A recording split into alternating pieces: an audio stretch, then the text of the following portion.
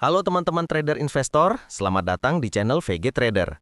Di video kali ini kita akan analisa saham menggunakan pendekatan bandarmologi, khususnya melihat pergerakan kepemilikan efek lokal dan asing dari data ksei.co.id, serta aktivitas broker summary terbaru.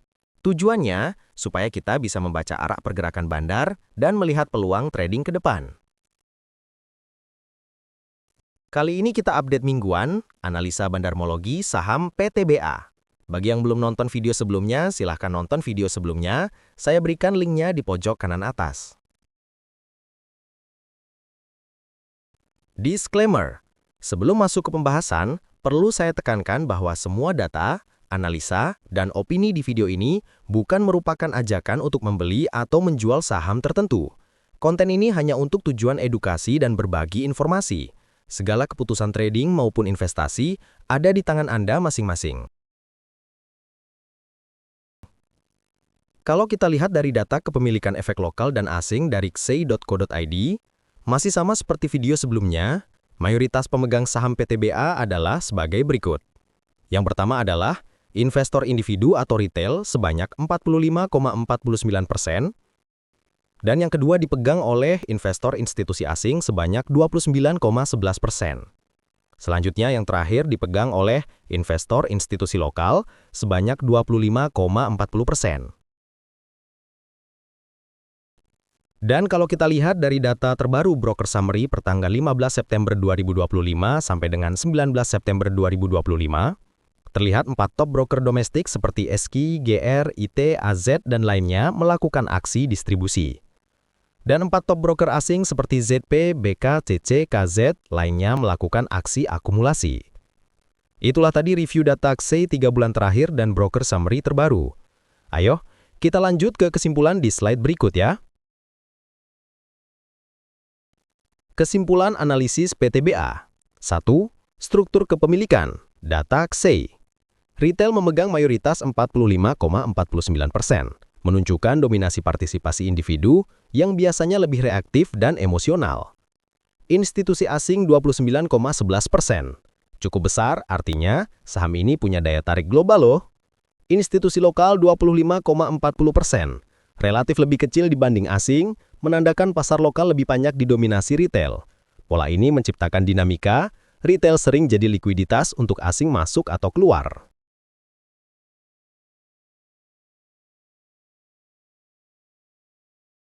Dua, pergerakan broker, 15 sampai dengan 19 September 2025. Asing, ZP, BK, CC, KZ, akumulasi di area 2350 sampai 2385.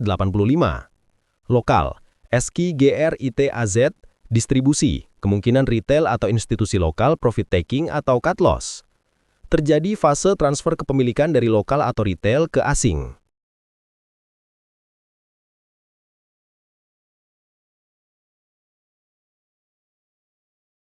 Tiga, technical analysis chart terbaru.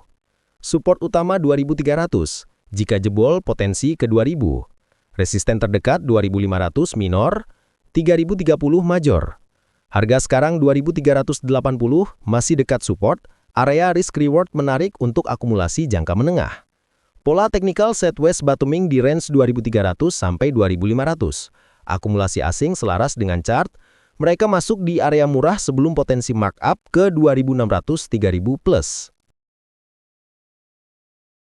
4. Implikasi pasar. Jangka pendek, harga bisa sideways di area 2300-2500 karena asing masih ngumpulkan barang. Jangka menengah, jika akumulasi asing konsisten, potensi breakout 2500 menuju 3030. Jangka panjang, kepemilikan asing yang besar memberi potensi markup lebih tinggi, tapi perlu katalis, fundamental, atau komoditas batubara global. 5. Ringkasnya. Retail dominan sering jadi exit liquidity untuk asing. Asing mulai masuk pelan-pelan, tanda smart money positioning. Harga teknikal di area murah, support 2300, potensi akumulasi. 6. Strategi investasi. Trader jangka pendek 1-2 minggu, entry di dekat support 2300-2350, target jual cepat 2480-2500, cut loss 2280. Trader jangka menengah 1-3 bulan bisa mulai akumulasi bertahap 2300-2400, target ke resisten 2600-3030. Fokus ikuti pergerakan asing. Trader jangka panjang 6-12 bulan, hold jika asing terus menambah porsi.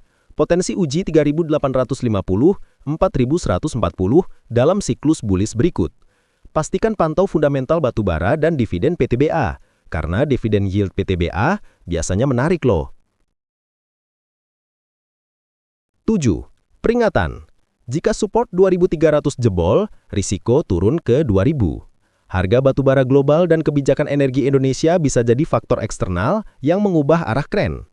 Perhatikan distribusi asing, kalau asing ikut jual besar, tren bisa berubah negatif loh. Saran untuk trader pemula dan retail. Jangan FOMO beli di resisten 2500 atau 3000. Lebih baik sabar tunggu di support. Gunakan modal bertahap, jangan all in. Ikuti pola asing karena merekalah yang sering menggerakkan harga di saham dengan kapitalisasi besar seperti PTBA.